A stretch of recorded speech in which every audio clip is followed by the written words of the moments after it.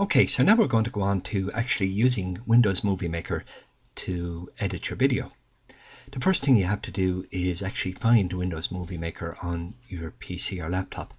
Sometimes it can be hidden behind the Windows Live applications and it can be quite difficult to find sometimes.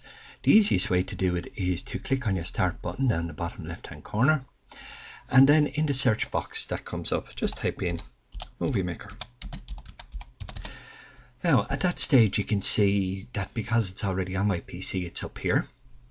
If I hadn't it already installed, I could go online to get it from Windows Live Essentials, which is free. Most of the time this is already installed on your PC, but if you haven't got Movie Maker, go to online to Windows Essentials and download it.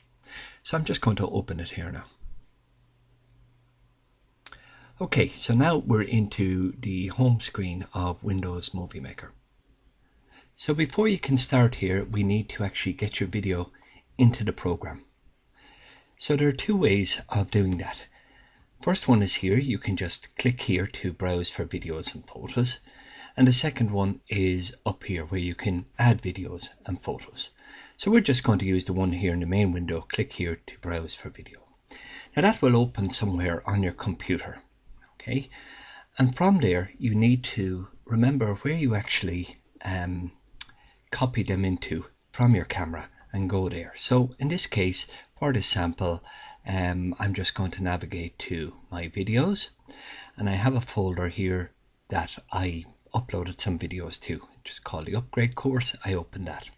So these are the two videos now that I want to use for my sample tutorial. Now in order to import both of them, and you may have a lot more than just two, so what you can do is hold down Control, click one and click two, because if you don't hold Control, as soon as you click one, the other will deselect. So when they're all selected, just click Open. Now as you can see, the videos have come into the program now. What you have here is you have the two clips. This is the first one here, this is the second one, and you have a preview up in the top left hand corner. This is known as our little preview box, and if I just click the play button, 3, 2, 1, you can see that it actually plays through it. Now don't panic if this doesn't come up immediately. It does take a little while maybe for your videos to come into Movie Maker. So if you have a lot of videos and you've imported them all in one go, it could take up to 30 seconds or a minute before they actually come in. Okay, let's look at the relationship now between the preview window, which is here, and the timeline, which is up here. The timeline is the line onto which all your clips will come when you import them into the video. The preview box is where they will actually play. Now on the timeline you have this black play marker, and this will indicate exactly where on your video clip the action is happening here. So when I press the play button, you can see the action occurring in the video, but you can also see exactly where it is along the clip because the black marker is moving along. And if I want to stop or pause the video at any particular time, I can just pause it right here and the line will stop exactly where that is. And as we'll see later, that's very important for when you want to cut the video. So let's just drag that back to the start.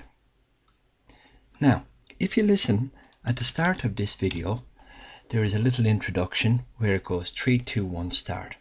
And we'll just take it that we want to cut that off it. Right, so have a listen to this. 3, 2, 1.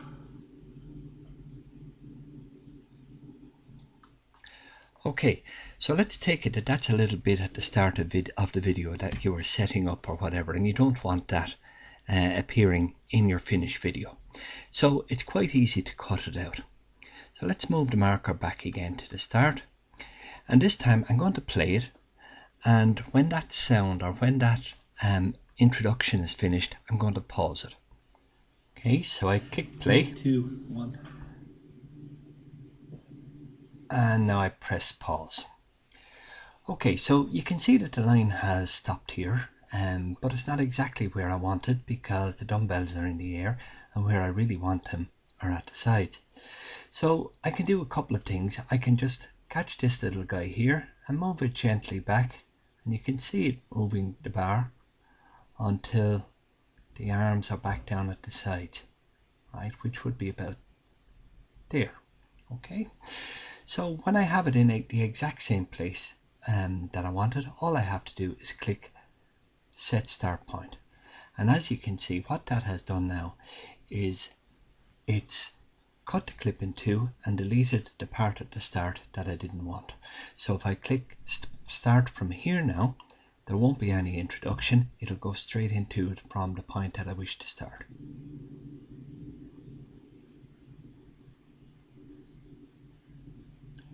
So that's a very simple method of starting the video from where you want and getting rid of any bits of the introduction, or maybe when you were setting up the camera or getting it ready on the tripod, etc., that you don't want in your finalized video.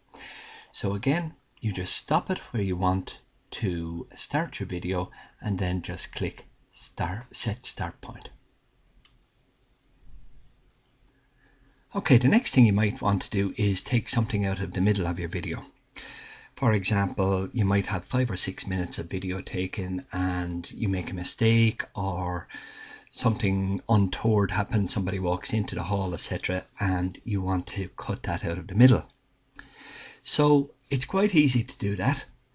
All you've got to do is play your video until you reach the point that you want to cut out.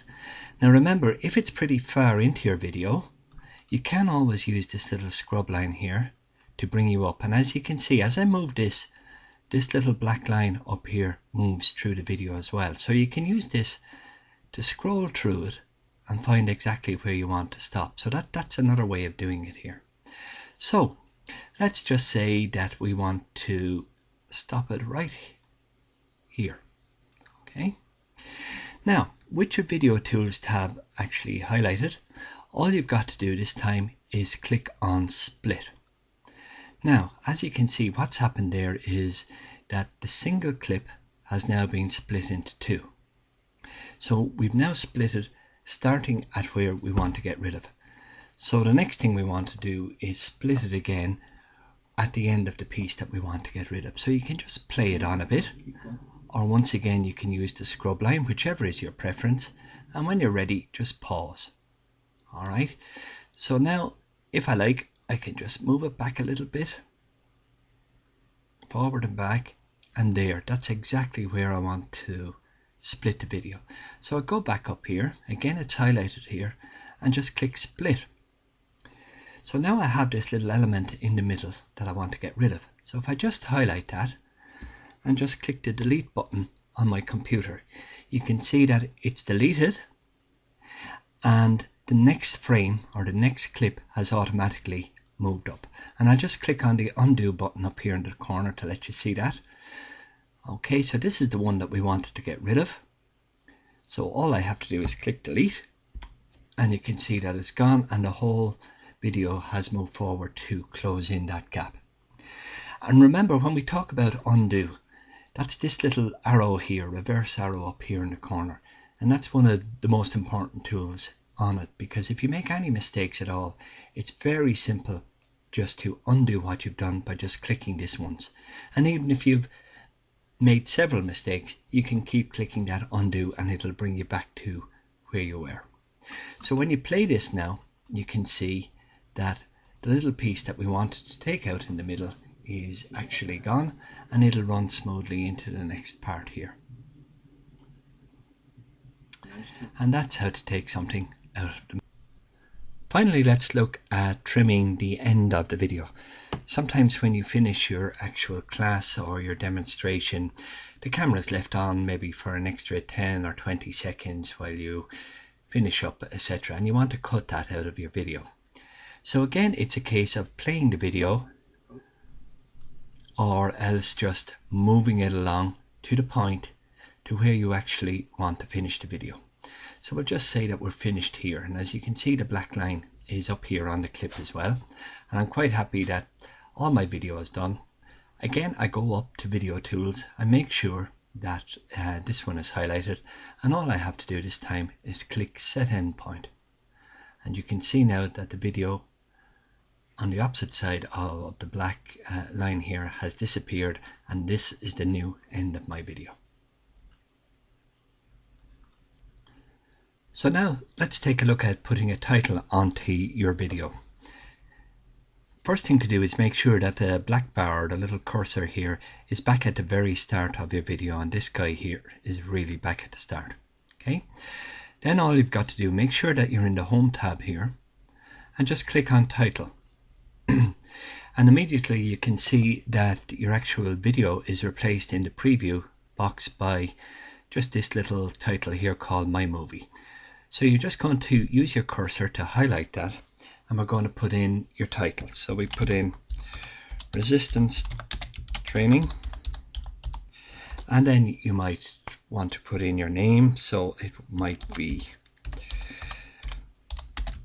Michael Murphy, and your student ID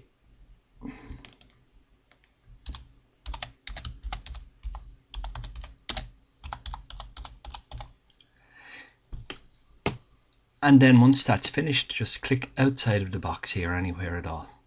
Okay, so let's have a look at how that plays then.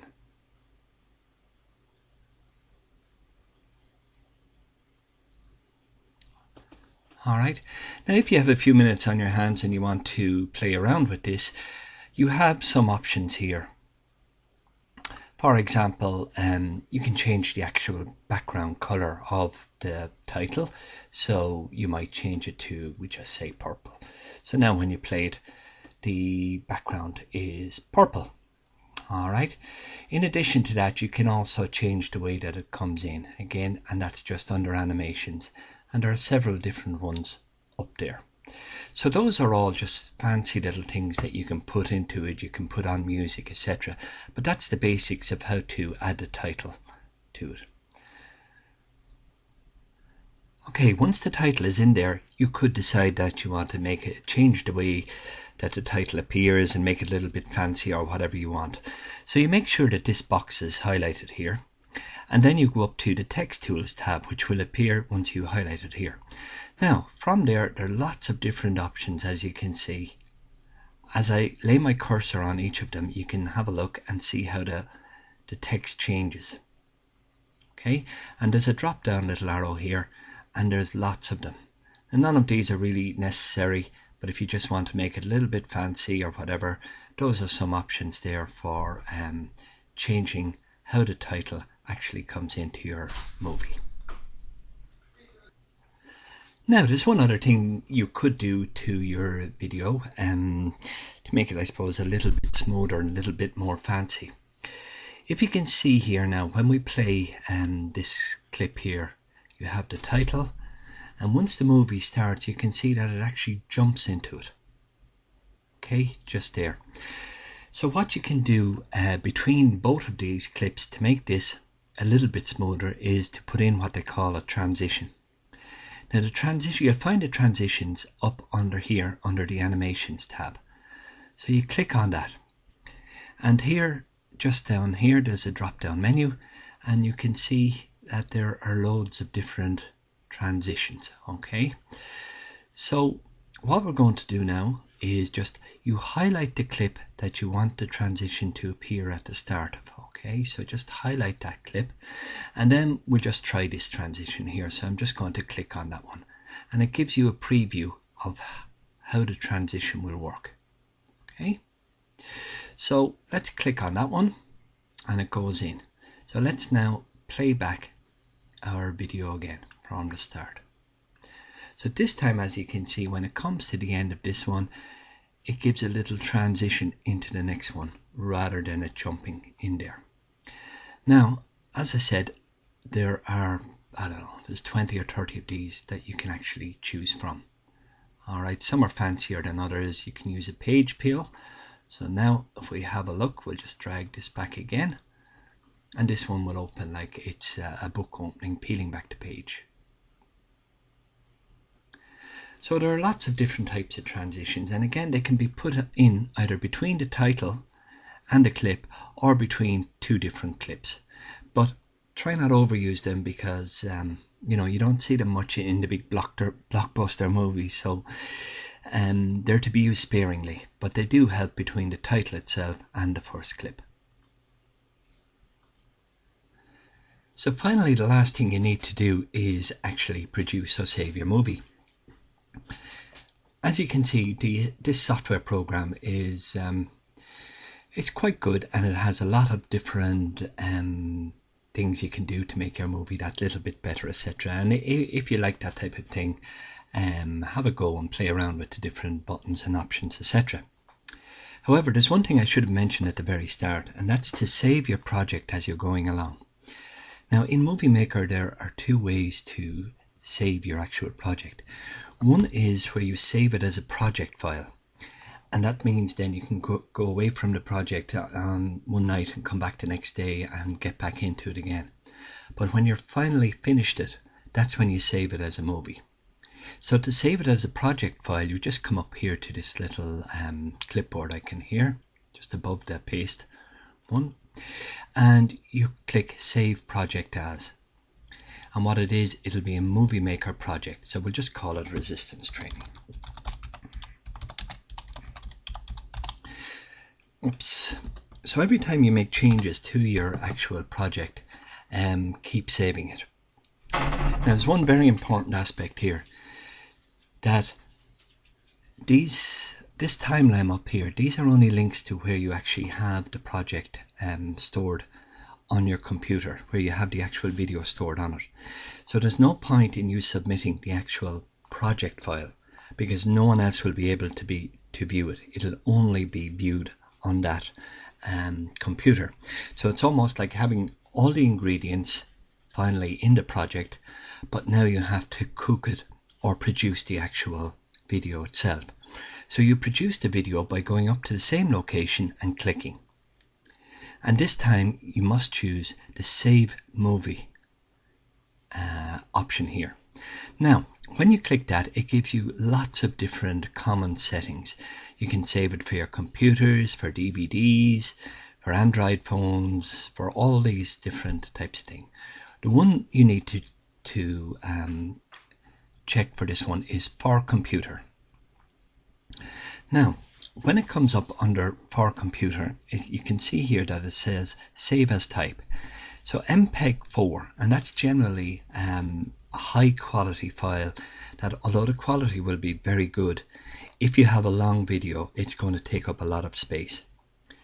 If you use the drop down menu here, you'll see the Windows Media Video file, and that will give you a much smaller file in terms of megabytes, and the quality will still be good enough for a submission for a project or for a case study or for a final assessment. So Windows Media Video file is a good format. So then you click, what you must do is navigate to exactly where you want it to be put. Okay, so make sure that you remember where you put the video, and then click Save. And depending on the length of your video, as you can see here, this could take anything from a couple of minutes up to maybe half an hour to complete if you've got a long video. And it'll keep telling you as it's producing it what percentage that it is complete. So when it's completed, then it'll tell you that your video resistance training file is now done, and that you can play the video file or open the folder that it's in. Okay, so let's open the folder to make sure that we know where it is. All right, and I've just opened the folder here, and I can see that it's here. So if I double click on that, I can see now that it's coming up as my movie.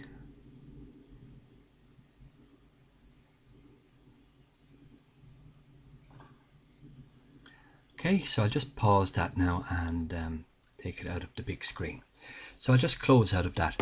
So what you have to remember now is that you need to copy that video, right? Copy that video onto a USB key or onto a DVD and send it in with your project. Okay, and this is the one that you send in, the Windows Media Audio Video file.